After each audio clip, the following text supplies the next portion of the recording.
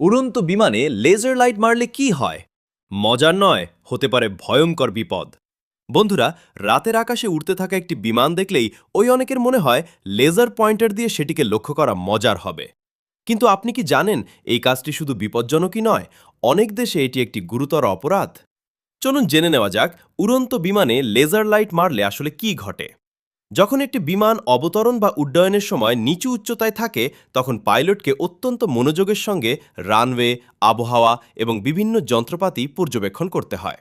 ঠিক সেই সময় যদি শক্তিশালী লেজার বিমানের ককপিটে এসে পড়ে, তাহলে পাইলটের চোখে তীব্র ঝলকানি তৈরি হতে পারে।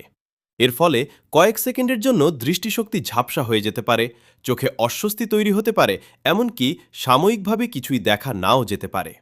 যদিও সাধারণ লেজার সাধারণত বিমানকে ভৌতভাবে ক্ষতিগ্রস্ত করে না, তবে পাইলটের মনোযোগ বিঘ্নিত হওয়াই সবচেয়ে বড় ঝুঁকি।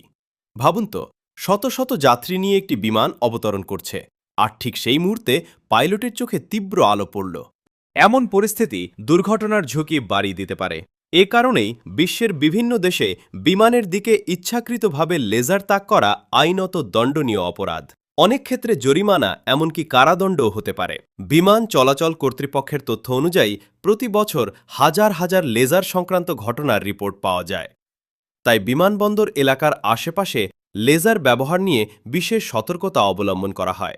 আসল লেজার মারলে বিপদ হল পাইলটের দৃষ্টিশক্তি ও মনোযোগে সাময়িক ব্যাঘাত সৃষ্টি হওয়া এবং চোখে সমস্যা হওয়া। এতে ঘটতে পারে বড় দুর্ঘটনা। তাই আকাশে উড়ন্ত বিমান দেখলে কখনোই লেজার লাইট দিয়ে সেটিকে লক্ষ্য করবেন না।